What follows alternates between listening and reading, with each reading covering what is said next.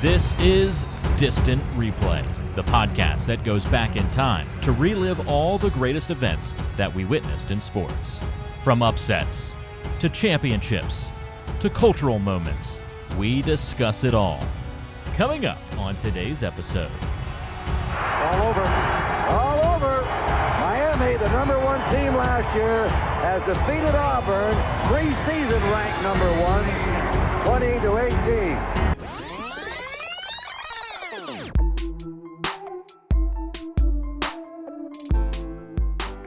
Going back to August 27th, 1984. Mike, when we talk about college football, when we talk about opening week games, and we're about to head into the 2021 season, which is why we're doing this, and we think about our childhood, what comes to mind? The Kickoff Classic. Yes, sir, my friend.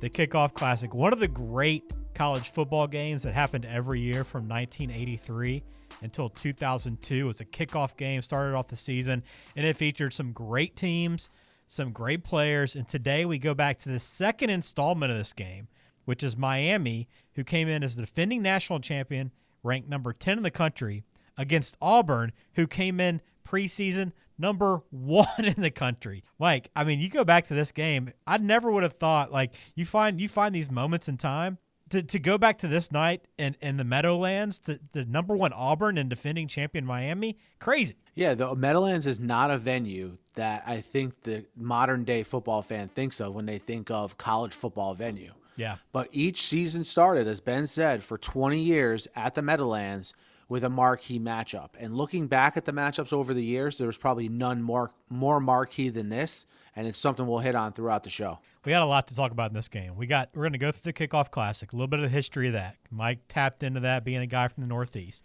We're going to talk about this Auburn team that had Bo Jackson but didn't really know how to utilize him very well. We're talking about a Miami team who's the first year under Jimmy Johnson, and they got incredible talent on this squad as well. This game turned out to be very good, but the seasons for these two teams kind of fell flat where they started. So there's tons to get into today. We're going to put this game as very short and condensed, just the plays from the game, less than an hour, on our website, distantreplaypodcast.com.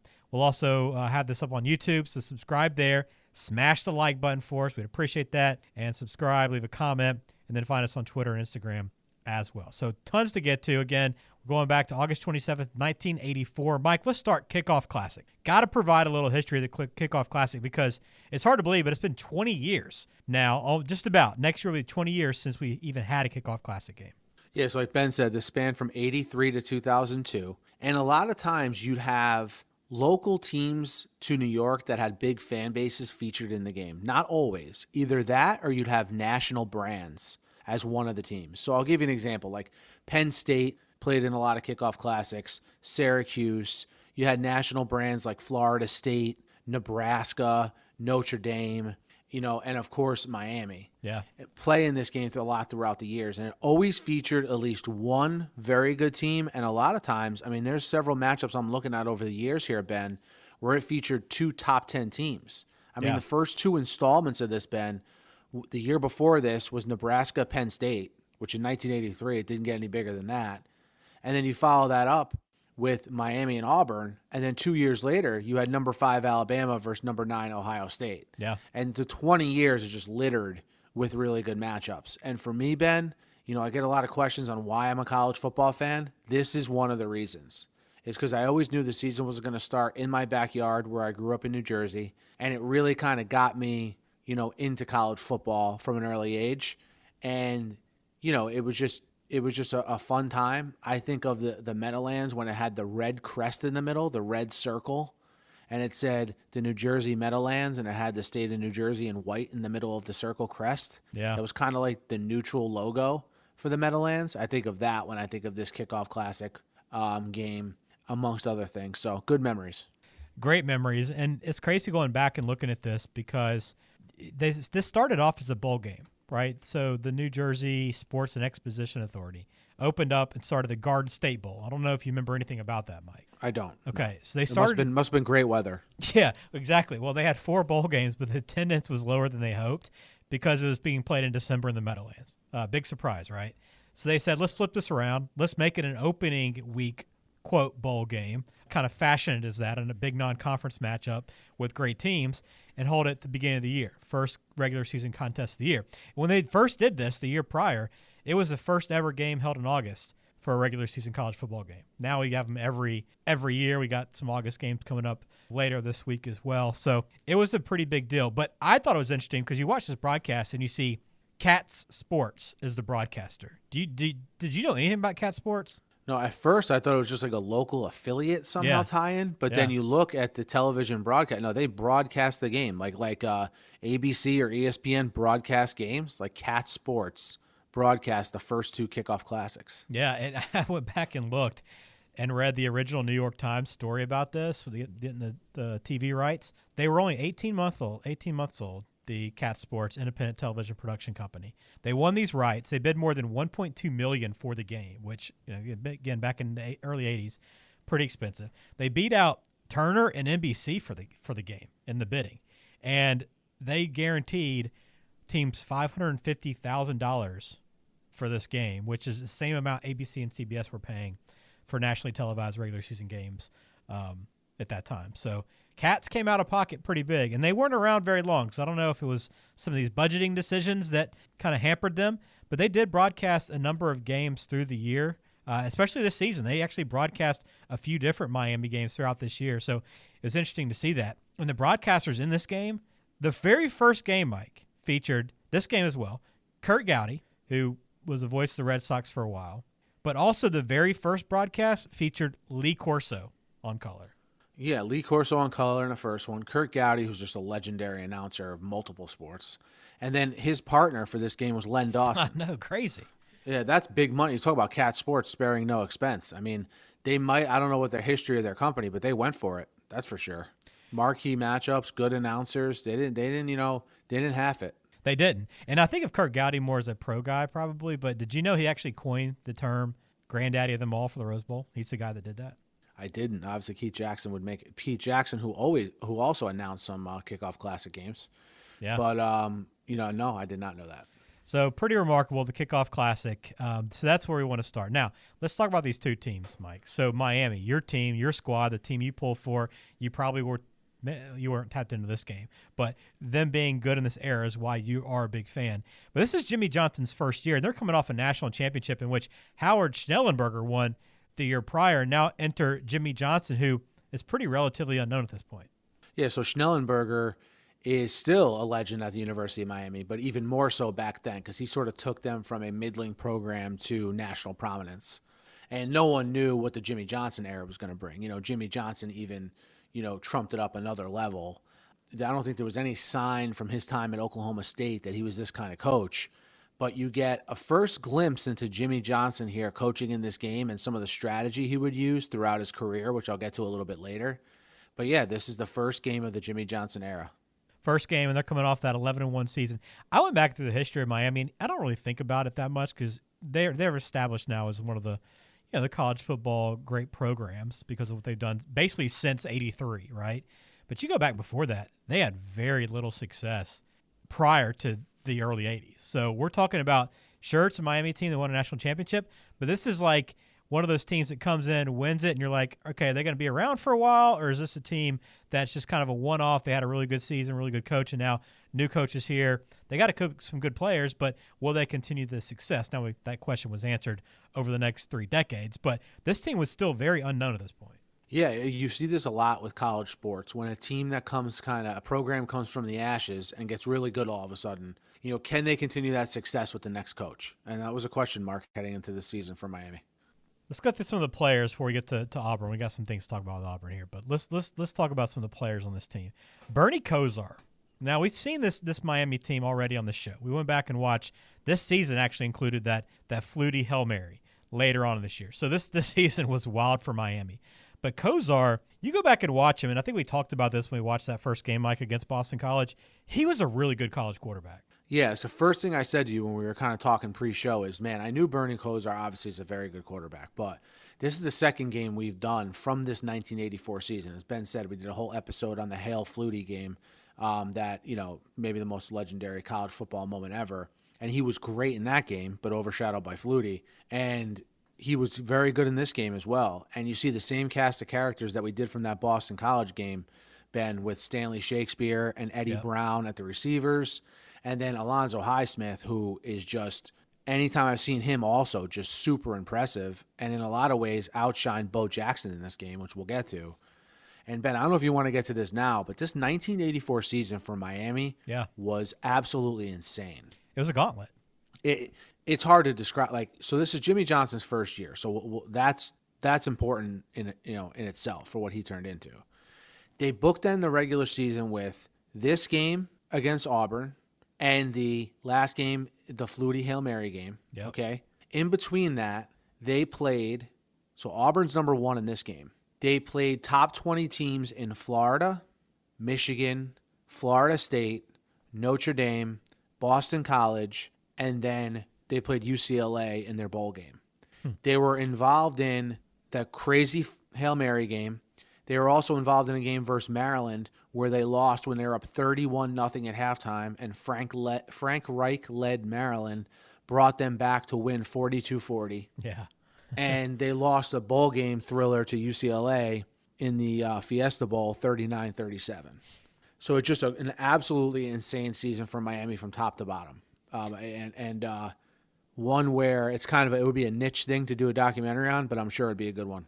It would be fun to go back and look at that season. Yeah, those 3 final games, all losses, they were all 2-point losses each. Combined 6 points they lost those final 3 games by. Pretty crazy season. And we'll go through this a little bit more as we talk about the game today. Now, on the other side, Auburn. We know I'm an Alabama fan. Auburn is a team that, up to this point, Mike, has had a little success through different periods of time, but they're coming off a very dark era, the Doug Barfield era of the late 70s into 1980. Pat Dye takes over in 81. Same time Bear Bryant is kind of exiting. He would end up leaving after 83, or the 82 season. And you have Pat Dye coming in to kind of step into this rivalry and try to switch it back in Auburn's favor. Now, Auburn went 9-3. Now, I didn't go back and research this. They went 9-3 in 82. They went 11-1 in 83. So they had a really good year, won the Sugar Bowl. But they were preseason number 1 for this game, which was a surprise, I think, to both of us. I haven't been able to go back and look, but I don't know if they had been preseason number 1 before this, and then if and how many times they've been preseason number 1 since this time. I would guess there was probably a time in the early 2000s or around the Cam Newton era where maybe they were preseason number 1. But this is a very rare spot for Auburn, and it's all really because you had this team that won the SEC, but they did so with a Bo Jackson as a sophomore who rushed for 1,200 yards on nearly 8 yards per carry, Mike. So there was huge expectations for this team. Yeah, and it's the first thing I said. Yeah, I can't remember. Maybe like during the Ronnie Brown, Cadillac Williams era, they were number 1 preseason, but I don't think they were with Cam, or after Cam, certainly. Yeah. So I think this might be uncharted waters for Auburn. And when you looked at these two teams, sort of measured up side by side, other than Bo Jackson, it's kind of confusing how this Auburn team could be considered number 1 in the country. And we'll go through some of their deficiencies as a team as we go through this. As we go through this game, but obviously the season would be a disappointment how it ended for Auburn. It would be. Pat Dye, we know all about Pat Dye. The team that Auburn had here was interesting because, of course, you think Bo Jackson in this era, number 1. But you look at some of the other guys in this team, you have to be a pretty big Auburn fan probably to recognize a lot of these guys, Mike. Quarterback, you had unknowns, right? I mean, you didn't know any of the quarterbacks, even the running backs who were back there in the backfield. Like Tommy Agee was a fullback. I mean, Ed Graham was another running back. The guy, and Brent Fullwood was maybe a bigger name, but Bo Jackson was the guy by far on this entire roster. When you look back on it, I was kind of surprised not to know a few more guys on this team. Yeah, I literally had never. You probably heard of more guys just from being in Alabama your whole life, but I didn't hear of one other player on this roster except for Bo Jackson. Did you hear the name, by the way? Kevin Green was on this team. Did you ever hear his name in this game? No, I didn't. Because if I heard his name, I would have recognized it, Yeah, he was a senior this year, so I'm not sure if he didn't play in this game what the deal was, but he was listed on this roster, but I don't remember him at all in this game, but he'd be the other big name here. All right, so what else pregame, Mike? Because we need to break down this game itself because it gets there's a lot to talk about from the jump in terms of how this game is called and the strategies on both sides. But is there anything else that we need to set the table with? No, I think we're good, man. I think we covered everything. Okay. So you get in this game, and I think the first thing I thought of, and you probably did too, is I was expecting to see a lot of Bo Jackson. I was expecting to see him in the backfield, maybe in the I formation, maybe by himself in the backfield, but getting a lot of carries. Well, we see the very first carry, Mike, out of the wishbone for Auburn number 1. Did not expect to see the wishbone with Bo Jackson. First carry, he goes for 9 yards, and then the next 2 carries they give to somebody else other than Bo Jackson, and they can't even get a first down. And that basically sums up the biggest frustration in watching this game for me. Even and if you're an Auburn fan, it had to be for you too. They're running the wishbone without a quarterback who's a good runner, first of all. So there's no like real threat from the quarterback as far as running. Good point. Okay. Number 2, they're crowding people around Bo Jackson and not giving him room to operate. Number 3, they're handing the ball off to these other guys, it seemed, just as much as Bo Jackson. Yeah. If you're not going to feature Bo Jackson in an I formation or single back, like who are you going to feature? This is a classic case of like an old school coach not willing to tinker what he's doing, even for Bo Jackson. How insane does it sound that you didn't have Bo Jackson in a single back or an I formation in college? Just think about that. Even if you don't know much about football strategy, just look at it from like a sheer spacing standpoint, and it's absolutely mind-boggling. It made no sense to me watching it. I could not believe that he wasn't getting the ball all the time. And I was like, I was trying to think back because I watched this without doing research. We usually do that, then we do the research afterwards just to see what we remembered. But I just kind of was like, well, maybe this was early in his career and he just hadn't established himself. Then you go back and look and you see the year he had one of the all-time great SEC seasons in '83. And you're going, how is this guy not the absolute feature of this team? And although he had a decent game, it made no sense trying to watch it. But that was what Auburn came out with right out of the gate. So you see the opposite out of Miami, which was really cool. And we've seen this Miami offense. But again, you go back to this, and this is a pro-style attack, very opposite of what Auburn's running here. 2 clashing styles. And Miami looks to have a lot of success. And I think I read a couple quotes from Jimmy Johnson. They just didn't feel like Auburn could stop them and the talent they had with that offense. Yeah, and they were right for the most part. Miami's problem came from turnovers in this game and came from not being able to cash plays in for touchdowns, which we'll get to a little bit later. But Alonzo, if you watch this game in a vacuum, Alonzo and just based it on this game, Alonzo Highsmith looked considerably better than Bo Jackson, in my opinion, and that's just because they ran Highsmith out of an I or single back formation, and he had room to operate. And like you mentioned, we mentioned it before, but yeah, this Miami offense, Johnson wasn't wrong. They moved the ball up and down the field the whole game. Kozar started 7 of 8 for over 100 yards. Highsmith had a couple big runs. Kozar hit Shakespeare for a touchdown to make it 7-0 early. So they were clicking early, but you also saw the mistakes coming early too for Miami. It was funny, that first touchdown catch. Like, refs have always been bad, for so many years. But the guy, like, it was a pass like a flag route to the corner of the end zone, and Testaverde throws a perfect pass, good catch. You could tell the guy gets a knee down. There's literally an official in place, staring right at the play, right, like literally 3 feet from where he catches the ball, and rules him out, while everybody else on the field rules it a touchdown. And he eventually gets overturned to a touchdown. And you're just thinking, how does a guy miss it? We see that so often. How do you miss that call? And he's on the perfect angle. Staring right at it. He's staring right at it. Kozar threads the needle. Unbelievable. I'm so glad you brought that up because I was like, you got to be kidding me. Drives me crazy. Yeah, it's one of those things where it's like, does the game move too fast for these guys? Do we need another ref on the field? Like, I don't know what the answer is, but it's obviously been a problem for at least 40 years. Yeah, well, replay solved a lot of that, thankfully, but we're all human. But it's hard to believe you miss calls like that. But Auburn gets stopped again. Miami is going right down the field a second time after a beautiful tip catch. So the defender of Auburn knocks it up and it falls right into the hands of Miami receiver. But the Hurricanes, Kozar throws an interception in the red zone like a play or two later, and Auburn kind of escapes there. You're thinking, I mean, it looked like Miami's about to go in again, make it 14-0. And if you didn't know what the rankings were in this game, Mike, you would never have guessed that Auburn was the #1 preseason team or even ranked higher than Miami. They just didn't have many good players. Right. I mean, from the eye test, like watching them in this game, obviously they could have been good players, had bad games or whatever. And most notably, I mean, they brought the quarterback Pat Washington in the first drive of the second quarter. Yeah. And he got off to a good start, but just to put it mildly, in this game at least, he left a lot to be desired. Yeah, and he was a backup, and they bring him in, and he actually makes some plays, but it's mainly because I think Miami's still looking at this wishbone offense. It's those passes that you see like Navy and Army make now, right? Where there's a guy running wide open down the field, but he can't really get too far ahead of the defense. Like he gets out there, but the defense closes in on him really quickly. That's what we saw here, and they made a couple of big plays, but he gets them right down the field pretty impressively.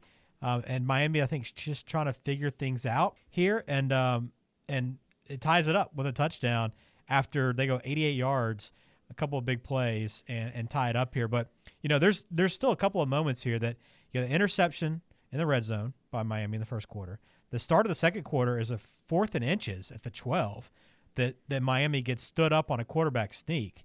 I mean, you're talking about Miami has every chance here to be up 21-0 early second quarter, or at least be up 17-0, at least 2 scores minimum, probably 3 scores, and they don't. And then Auburn gets it back here, and it's 7-7, and all of a sudden, here it is. And you're going, and to my mind, I'm thinking, why is Auburn so conservative in their offense with the way they've been doing? Now, you see them pass a little bit more here and open up the offense, and all of a sudden, they go right down the field. Yeah, and Auburn goes down the field. Like I said, this was like Pat Washington's good moment for the game, pretty much, in my opinion. Then I think Miami kind of figured him out. Like, all right, this guy's not really a good passer, and he's not really that fast, so we can just kind of play our game and be fine, Miami came right back, though, right down the field, 10 plays, 76 yards, another touchdown pass to Stanley Shakespeare, made it 14-7. This is at the point where I'm like, man, Kozar is really good. Like, you just forget how good he was. Testaverde came in relief of Kozar the next drive. It's unclear to me why he did. Vinny Testaverde was the backup quarterback on this team. Yeah. Unclear to me why he came in. Auburn then capitalized on another Miami turnover, Alonzo Highsmith fumble, to make it 14-10. And then Miami was 3-and-out on the next possession they had, and that snap over the punter's head, which was a huge mistake. Big mistake. Led to a safety to make it 14-12. Yeah, and after that field goal, it was 14-10. It was under 2 minutes. Miami decided they want to try to be aggressive and score. They've controlled the entire first half, and they decided to go for it. They got stopped, had a punt, and as you said, snap over the head. They just basically give up 2 points. And they were lucky that Auburn didn't score again because Auburn got good field position in the final minute and got it down pretty deep but couldn't take advantage. So this was a weird, interesting first half because you had a really good start, quick start to the game.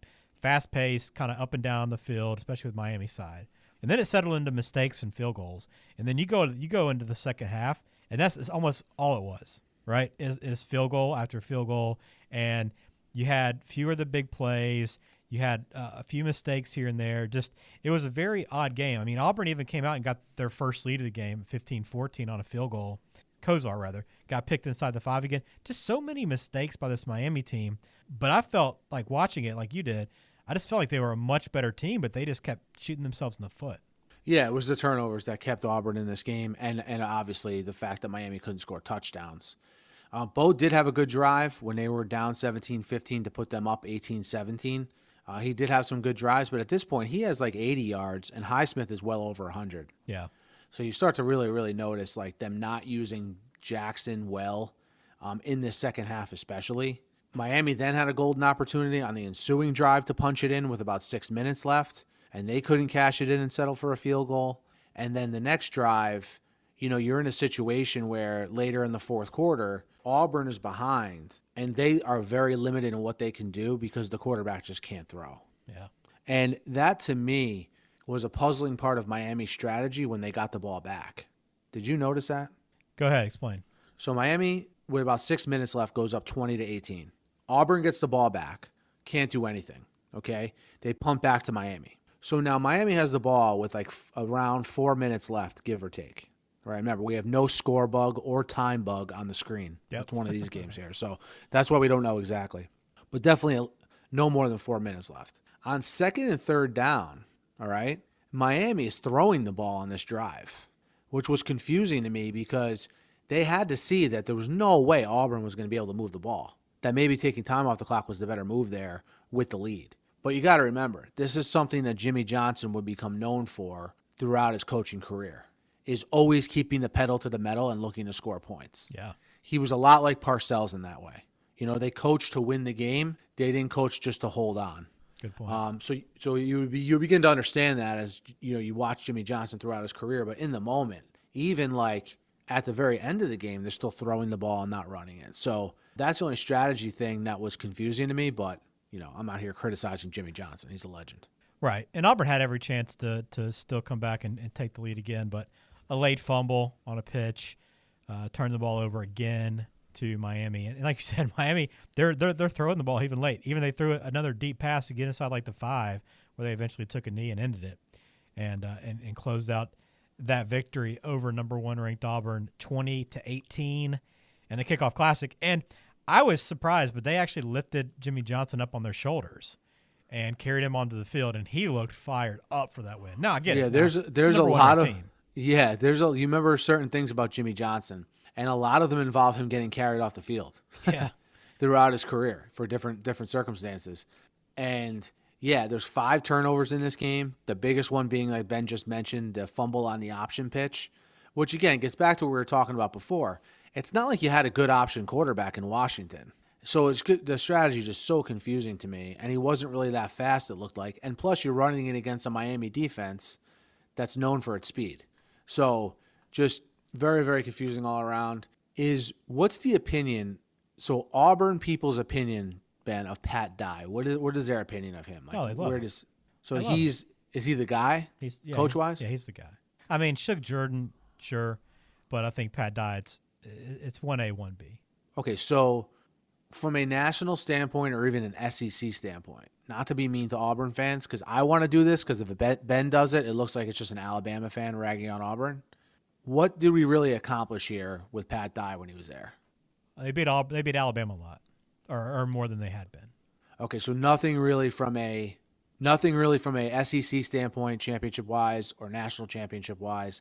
It was okay. We're going to take advantage of the time period where Bear Bryant left, and we're going to win some Iron Bowls. Well, in fairness, I think they did win 4 SEC championships. Okay. Well, there you go. So that is a big deal. Okay. He did win, yeah. He did have success. A lot of that was taking advantage of the turnover, across the state. But, he came in, Mike, during this time where Auburn had won 4 Iron Bowls between 1959 and 1981. Auburn had won the Iron Bowl 4 times. Okay. He comes in, he wins in 82, 83, 86, 87, 88, 89. So he wins essentially when he takes over in 81, he ends up winning 6 of 9.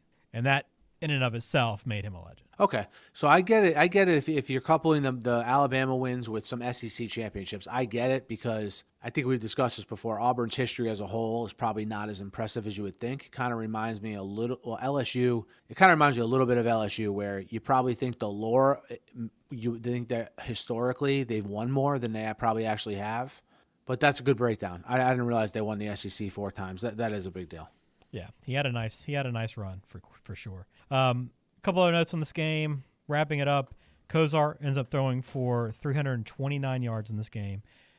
Bo Jackson ran for 96 yards on 20 carries, and a very quiet 96.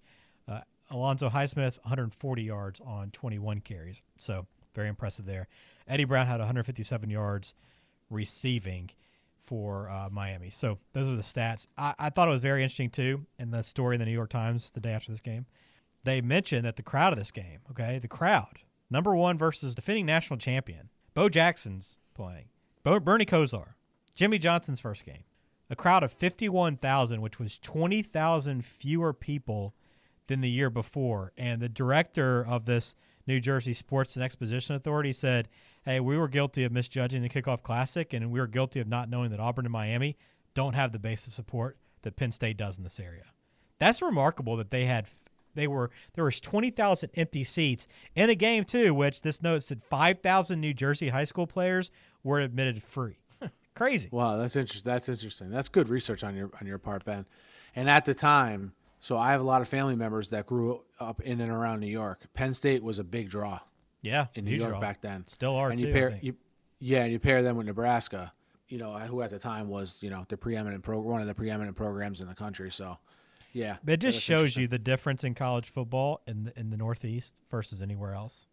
Well, especially like the South. Forget there are some areas that don't care about it, but such an NFL area. Yeah, it seemed like you almost had to have a team that was within driving distance or a team that was like a national brand. Was everybody down at the Jersey Shore for Labor Day weekend or something? Yeah, it's tough to get people. I mean, I'm telling you, man, people up here, their brains kind of turn back on to like their normal routine the Tuesday after Labor Day. Right. If you're trying to organize something big before then, you're going to get a lot of people on vacation or what have you. Yeah. I don't know if it's like that everywhere in the country, but it's very defined here. Yeah. Pretty much from, July 4th weekend through Labor Day.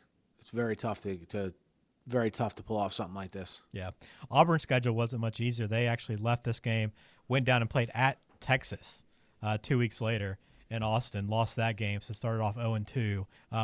Did go on a nice little run, beating Florida State at Florida State, another very tough game. Lost at Florida, then lost against Alabama in a game in which Bo Jackson, I think, missed a block at the very end of that game. They lost 17-15 to Alabama, but they would go on to Bringing have up the success. Bo Jackson missed block. I love it. Bo Jackson, by the way, in this season, he dealt with injuries quite a bit. That was why he didn't have as good of a year. 87 carries, 475 yards for him. He would come back in 85 and, of course, have that incredible season in which he rushed for 1786 and picked up a Heisman. So this was not Bo's year, not Auburn's year after starting preseason number 1, but they had plenty of success otherwise. And as you mentioned, Miami's up and down. Crazy year, but they would have plenty of success under Jimmy Johnson in the following years and really kind of kicked off the start of a dynasty really in South Florida. So pretty remarkable. Outdated-wise, Mike, I think we covered some things. Cat sports, obviously very outdated. Pretty crazy seeing them as part of this. Anything else that we didn't mention? No, I think from an outdated standpoint, we mentioned everything. But I will say this, Ben, and again, I'll say this because I know you're in a tough spot as an Alabama fan, but thank goodness for Auburn fans that Cam Newton came along. Because I don't know where, especially with the success that Alabama's had under Saban here, it's just incredible. The lack of success the program's had compared to what you think when you first think of the name Auburn. Yeah. Hey, you said it, not me, Mike. I feel like that was an extra shot at Auburn before we got out of here. I'm not going to complain, but it is. It is what it is. All right, let's close it out. Enjoyed this show, enjoyed this game. 1984 Kickoff Classic, August 27th, 1984, as we get ready for the start of the 2021 college football season. We'll put this game up. Quick watch, 40 minutes or so, just watching the plays. But you can go back and watch it at distantreplaypodcast.com. Also find us on YouTube. Please subscribe. We appreciate all the support over there. Leave us a comment, recommend a game, a true crime story, anything. We'll try to put it on our list for future episodes. And also find us on Twitter and Instagram. Yeah, you got it. Do everything Ben just said, and until next time.